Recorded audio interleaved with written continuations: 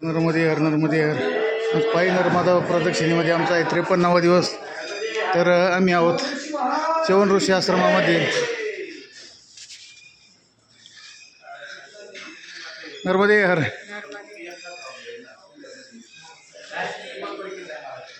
शिवनेश्वर महादेव आमचे परिक्रमावासी भगवान नंदी महाराज.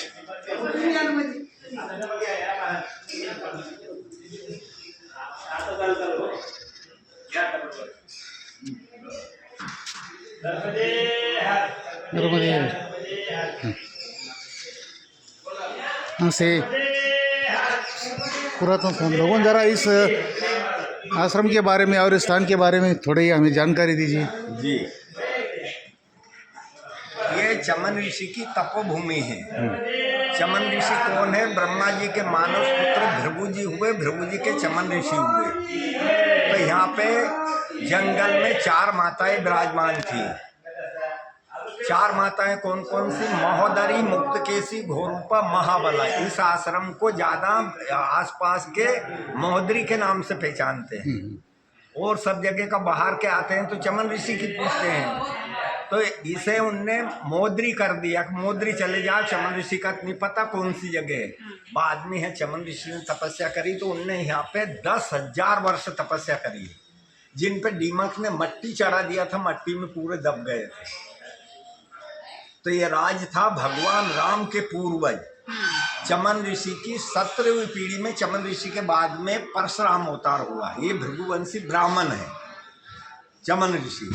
और राजा जो सरियाती था, उनकी लड़की का नाम था सुकन्या। वे भगवान राम के पूर्वज थे।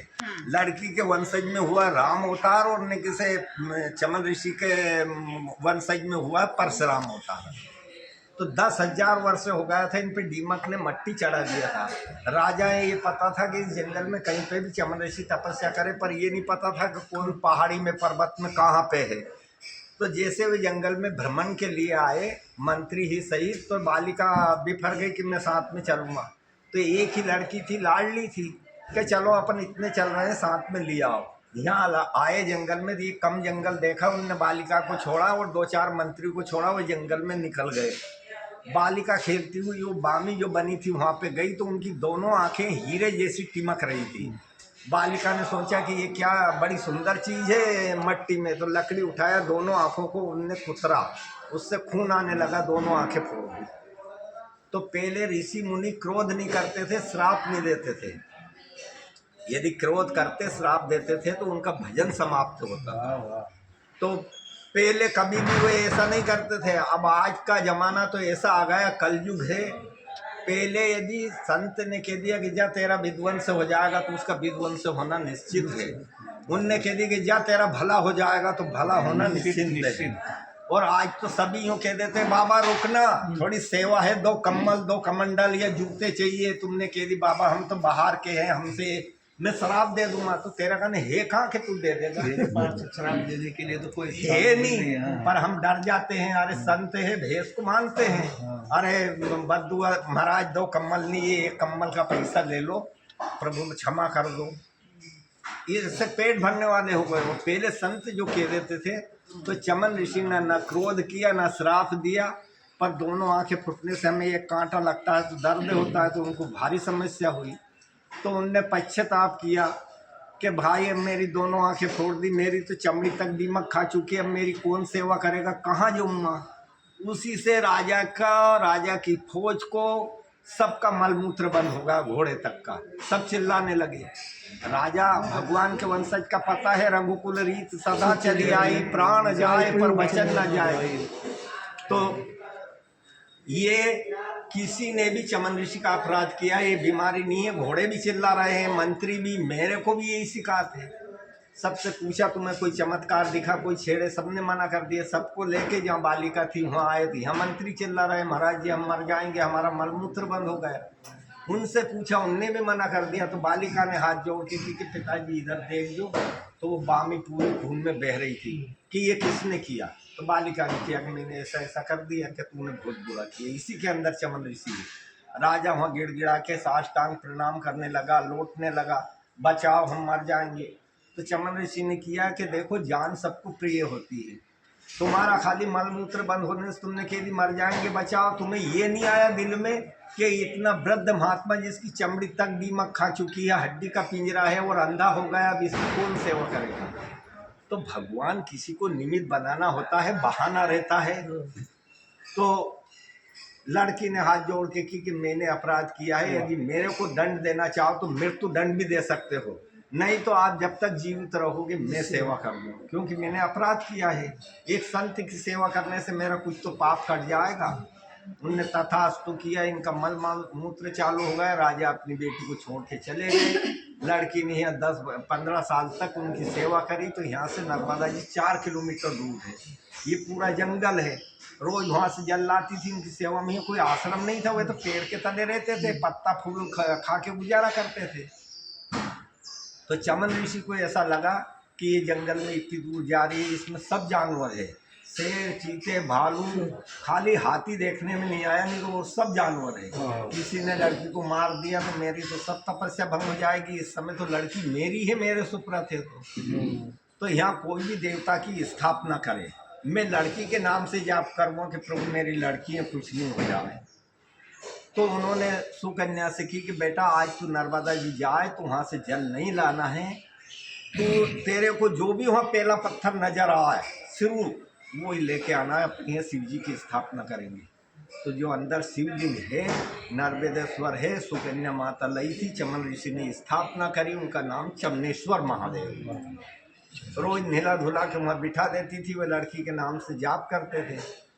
तो एक दिन नीला के ले जा रही थी, आकाश मार्ग से देवताओं के वेद अश्वनी कुमार निकल के जा रहे थे।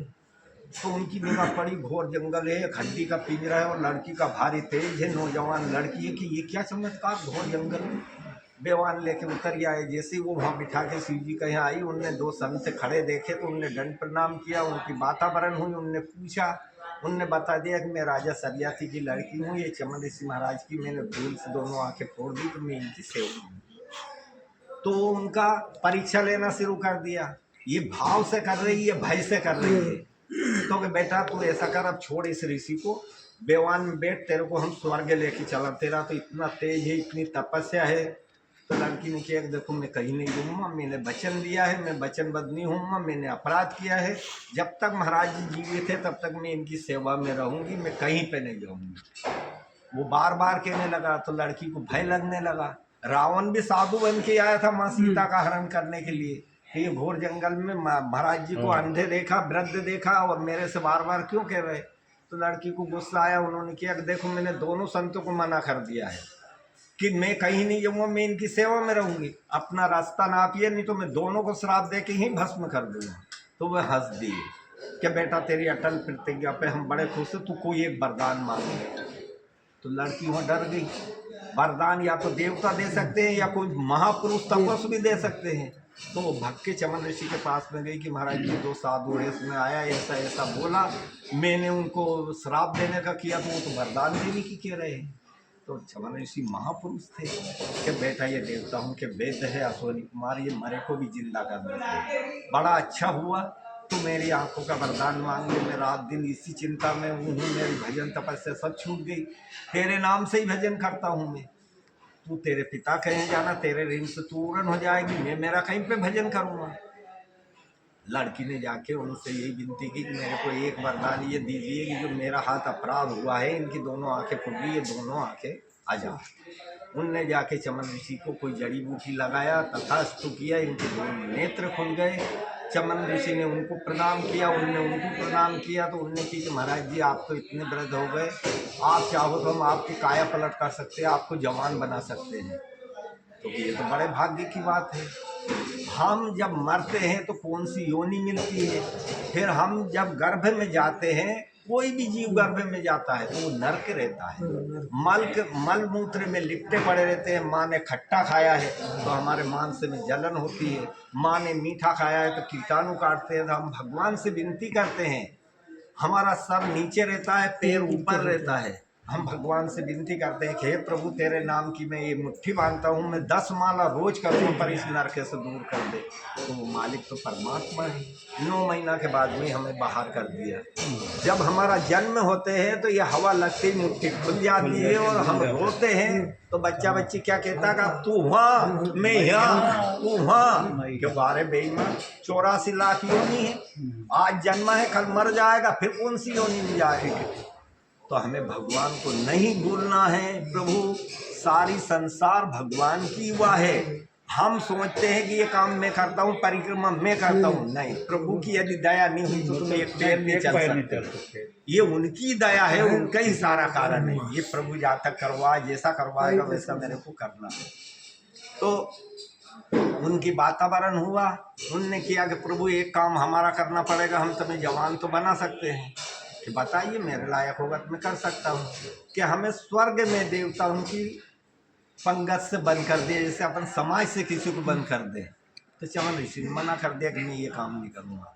इंद्र स्वर्ग का राजा है, तुमने कोई भी अपराध किया तो उसको दंड देने का अधिकार है, उसमें मेरी काया पलट करने के लिए मैं क्यों अन्याय करूँ? मैं नहीं करूँ, चाहे तुम करो या मत करो। तो रोने लगे, गिड़गिड़ाने लगे कि महाराज जी हमने कोई अपराध नहीं किया, हम वैद्य का काम करते हैं, लाखों देवताओं को जड़ी बूटी पिला के ठीक करते हैं। तो इंद्र को ये भय लगने लगा कि कल से ये इंद्रासन ले लेंगे, सारे देवता इनसे जुड़ रहे हैं। तो हम पे प्रतिबंध किया कि ये वैद्य का काम बंद करो। हमने थोड़ा दिन बंद किया, हमारे द्वार पर रोते गिड़गिड़ाते हमसे दया देखनी गई, हम देने लग गए तो समाज से हमें बंद कर दिया। हम यज्ञ ये करते थे तो अश्वनी कुमार को भाग बंद करवा दिया था, फिर उनने चालू करवाया। फिर उनने की कि राजा प्रजा की धरोहर होती है, अपना हित का लिए दुनिया का अनहित करना ये राजा का कर्म नहीं है, मैं बिल्कुल बिठवा सकता हूँ। तो उन्होंने एक कुंड का निर्माण किया, गंगा प्रकट करी, उनने जड़ी बूटी डाला और सुकन्या से की कि बेटा हम तीनों इसमें स्नान बना के बाहर निकलेंगे तो तेरे को चमन ऋषि का हाथ पकड़ना होगा, पहचानना होगा। वचन दे, उनने वचन दे दिया। तीनों गोता लगा के निकले तो 12-12 साल के होके तीनों एक रूप होके खड़े हो गए। सुकन्या की चमन ऋषि का हाथ पकड़ लो तो उन्होंने मना कर दिया कि देखो मैंने चमन ऋषि की सेवा की है, मैं तन मन से उनको अपना पति मान चुकी हूँ, दूसरा पिता मान चुकी हूँ, तीसरा गुरु, 3 रूप से मैंने इनकी सेवा की है। मैं ये काम नहीं करूँगा। यदि मैं पर पुरुष का हाथ पकड़ लूँगा, पहचान तो है ही नहीं कि कौन है चमन ऋषि, तो मेरा पतिव्रत भंग हो जाएगा। तो आप वचनबद्ध हो जाओ। तो जो महोदरी माता है ये भीम की पत्नी हिडम्बा थी, उसकी कुल देवी है। उनसे उनने विनती की कि माँ मेरी लाज तेरे हाथ में है, या तो मैं वचनबद्ध हूँ या फिर पतिव्रता भंग हो। तो उन्होंने आकाशवाणी से किया कि बेटा घबराने की बात नहीं है, तेरे सामने तीनों पुरुष खड़े हैं, तो एक बात का ध्यान कर ले, जो मनुष्य है उनको परछाई नहीं होती है, मनुष्य को परछाई होती है, देवता को परछाई नहीं होती है। जिसको परछाई है वही चमन ऋषि है। उनने देखा तो एक को परछाई थी, 2 को नहीं थी। उनने उनका हाथ पकड़ लिया, देवताओं ने आकाश से फूल बरसाया, जय जयकार करी। अब वे जाने लगे कि महाराज जी हमने आपकी काया पलट कर दी, आपका सारा काम कर दिया, अब हमें समाज में बिठाने का। तो उनने की कि देखो मैंने वचन दिया, मैं वचनबद्ध नहीं हूँ, कोई भी ऐसा षड्यंत्र रचूँगा कि मैं सारे देवता को यहाँ बुलाऊंगा और बुलाने के बाद में उन प्रस्ताव रखूँगा कि इनने कौन सा अपराध किया, बंद कर दिया। सब देवता तो झूठ नहीं बोलेगा, इंद्र अपने हित के लिए झूठ बोले तो वहाँ आपका न्याय हो जाएगा। अश्वनी कुमार चले गए। थोड़ा दिन में राजा आया कि मैं बेटी को देखूं, महाराज जी का शरीर पूरा हो गया या बेटी को कोई जानवर खा गया, क्या हुआ? तो वही इसी बहाना से आया तो अपनी लड़की, एक नौजवान लड़की की सेवा कर रही। तो राजा को तो काटे तो खून नहीं निकले। उन्होंने किया कि बेटा सुकन्या वो चमन ऋषि कहाँ है? कि ये है पिताजी, कि तू जवानी में दीवानी हो रही है, वृद्ध महात्माओं को छोड़ के और नौजवान पुरुष के साथ में रहने लगी, इसकी सेवा कर रही है। मैं तेरा वंश ही खत्म करूँगा। कल से मेरी पीढ़ी में ये कहेंगे कि भगवान राम के वंशज में भी ऐसा होता आया था, तो मैं तेरे को बख्शूंगा नहीं। तलवार निकाला काटने के लिए, चमन ऋषि ने तलवार पकड़ी। उन्होंने किया कि ये मैं वही चमन ऋषि हूँ, आपकी कन्या की सारी बदौलत है कि मेरी काया पलट हुई। उन्होंने सब कथा के बताई। राजा बड़ा खुश हुआ। फिर चमन ऋषि ने राजा से विनती की कि महाराज जी हमने यज्ञ कराना चाहें, हम अश्वनी कुमार को वचन दे चुके हैं, सब देवता को यहाँ बुलाएंगे, उनके सामने फिर प्रस्ताव रख देंगे तो सब झूठ तो नहीं बोलेंगे, तो इनका फैसला हो जाएगा। और अब यज्ञ में तो धन की जरूरत, हमारे पास तो फूटी कौड़ी नहीं है। तो राजा का ने धन की कमी नहीं कि कल ही यज्ञ करो, तो यहाँ पे अश्वमेध यज्ञ किया, सारे 33 कोटि देवता को निमंत्रण दिया, सब यहाँ पे आए। चमन ऋषि ने सबका आसन ग्रहण करने की इंद्र अपनी फौज लेके आया, क्योंकि राजमल है। उनने कही कि महाराज जी आपके आसन पे विराजिए, आप तो राजा हो। कि मूर्ख तुम, मृतलोक में ऐसा कौन सा नर पैदा हुआ कि जो अश्वनी कुमार को हमारे साथ में निमंत्रण दे के बुलाया, हमने स्वर्ग में बंद कर दिया, उनको हमारे साथ में कैसे निमंत्रण दिया। उनने क्षमा याचना मांगी, वो नहीं मानने लगा। चमन ऋषि को क्रोध आया, अपनी जटा से एक लठ उठा के नीचे जमीन को मारी, कई कृतियाँ पैदा हो गई। इंद्र का चमन ऋषि का युद्ध हुआ, चमन ऋषि की सारी एवं इंद्र की सारी फौज को मार गिराया, इंद्र को बंदी बना के कारोबार में लगवा दिया। इंद्र ने क्षमा मांगी कि महाराज